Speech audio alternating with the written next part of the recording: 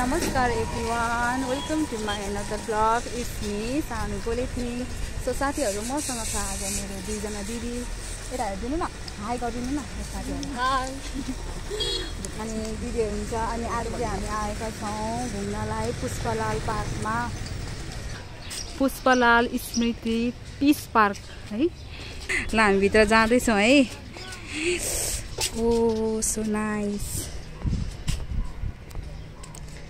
यस्तो राम्रो छ नि फुल. हेर्नु न फुल.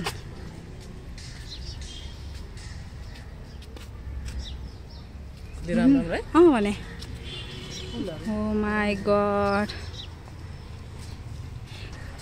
वरिपरि बस्ने मान्छेहरूलाई हुन्छ नि, तिनीहरूलाई चाहिँ सजिलो हुन्छ कि यस्तो.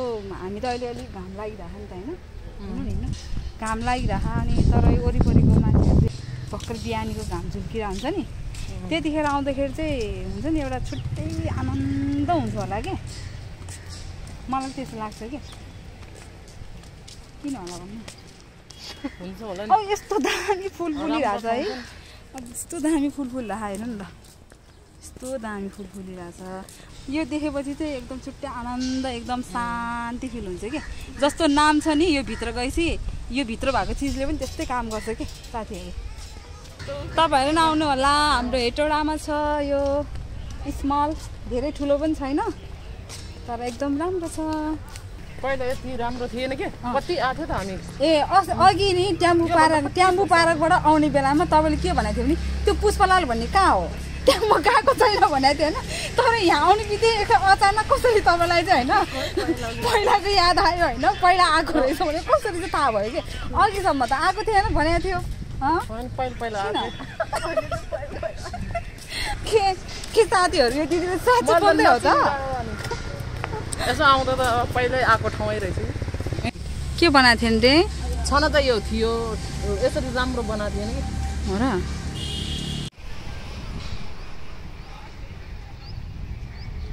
यस्तो दामी झन्. यो भित्रको जुन हुन्छ नि यो कस्तो राम्रो देखायो. कस्तो लागिरहेछ भित्र आएर.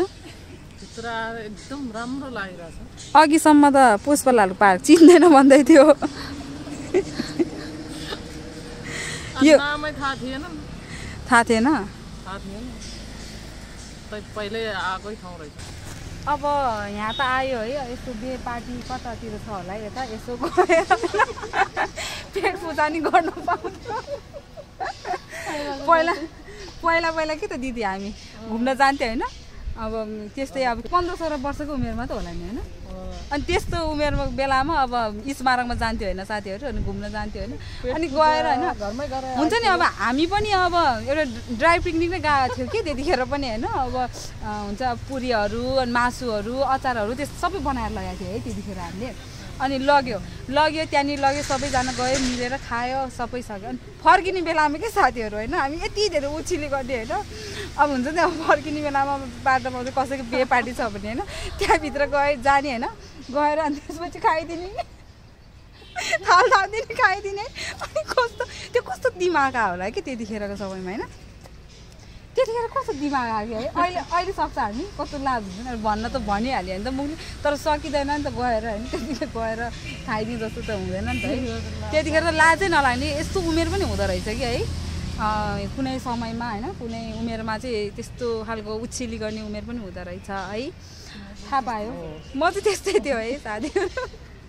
अनि हुन्छ नि अब कसैले अब सोधिहाल्यो भने अब के भन्छ कुन पार्टीको हो भनेर सोध्यो भने होइन. अब तपाईँ चाहिँ कुन पार्टी भनेर उल्टै सोध्ने हामी.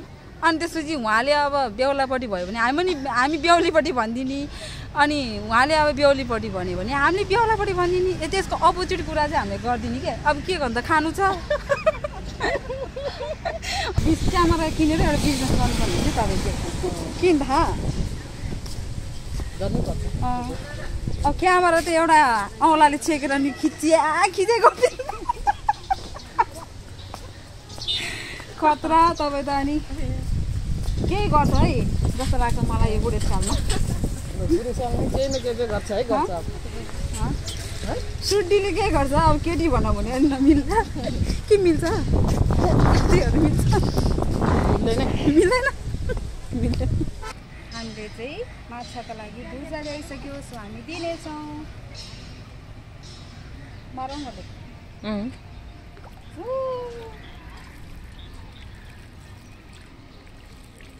भुजा खाऊ है तिमीहरू राम्ररी के कति भाइ 20 रुपियाँको भुजा खाएर तिमीहरू मोटा है माछाहरू मजाले आयो कस्तो राम्रो कलरको आयो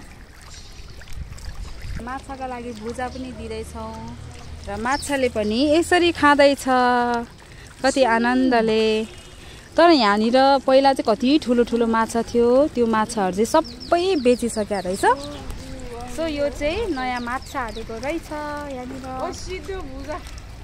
अब घोटाइदिउँ न त अब अनि यहाँनिर अब 2000 वटा होला माछा अनि भुजा यदि भुजाले कहाँ पुग्छ त अनि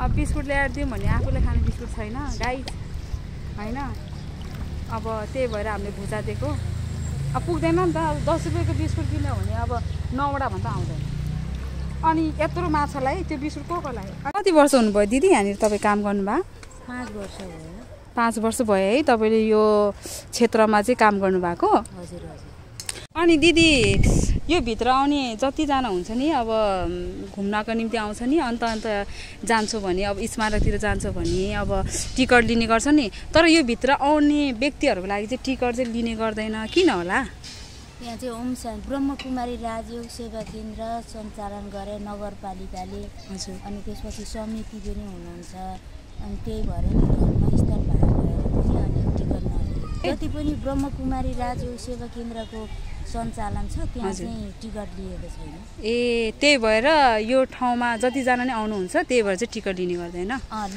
अनि यो पछाडि जुन शालिग हामीले देख्छौँ नि दिदी अनि उहाँले चाहिँ यो ठाउँमा चाहिँ के गर्नुभएको थियो र उहाँ चाहिँ नेता हुनुहुँदो रहेछ अनि अब खोइ उहाँको नाम पनि पुष्पलालै छ ए उहाँको नाम पुष्पलाल भएको भएर अनि यो चाहिँ पुष्पलाल पारक भनेर उहाँकै नाममा गाँसेर चाहिँ यो ठाउँलाई चाहिँ निर्माण गरिएको हो नि त ए अनि तपाईँलाई चाहिँ अनि यहाँनिर वरिपरि काम गरेको यस्तो हुन्छ नि अब तलबहरू चाहिँ कसले दिनुहुन्छ नगरपालिकाले दिनुहुन्छ नगरपालिकाले दिनुहुन्छ भनेपछि तपाईँ यहाँनिर काम गर्नुभयो पनि धेरै वर्ष हुनुभएछ ल धन्यवाद है दिदी यति बुझाइदिनु भयो अब हामीलाई थाहा थिएन ल साथीहरू यो हेटौडा पुष्पलाल पार्कमा आउनको निम्ति तपाईँहरूलाई चाहिँ टिकट लाग्दैन तपाईँ अन्त जानुहुन्छ भने तपाईँहरूलाई टिकट लाग्छ भने यो ठाउँमा आउन चाहिँ तपाईँहरूलाई टिकट लाग्दैन साथीहरू त्यही भएर तपाईँहरू निर्धक्क साथ यो भित्र पसेर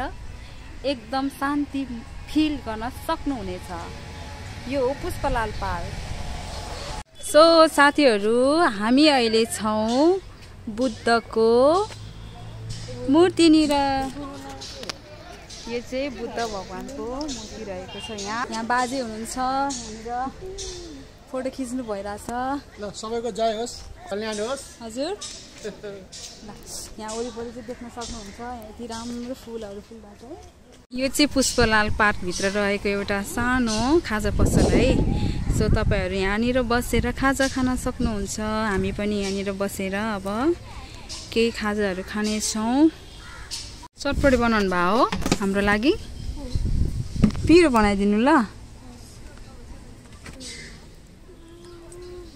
सो साथीहरू हाम्रो चटपटे चाहिँ रेडी भइसकेको छ अब हामी चटपटे टेस्ट गर्नेछौँ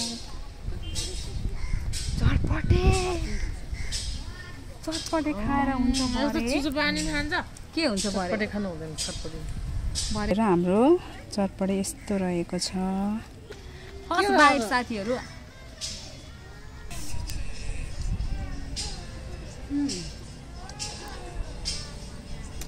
घाँटेको होइन तर यहाँ चटपटे चाहिँ दामी रहेछ है मिठो रहेछ अब वहाँदेखि यहाँ आउने हो कि चटपटे हिँडेर कि अटो हिँडेर ल दाइ यो चाहिँ रहेको छ हाम्रो चाउमिन भनेकै हेट्ट के सुन्नुभयो तपाईँले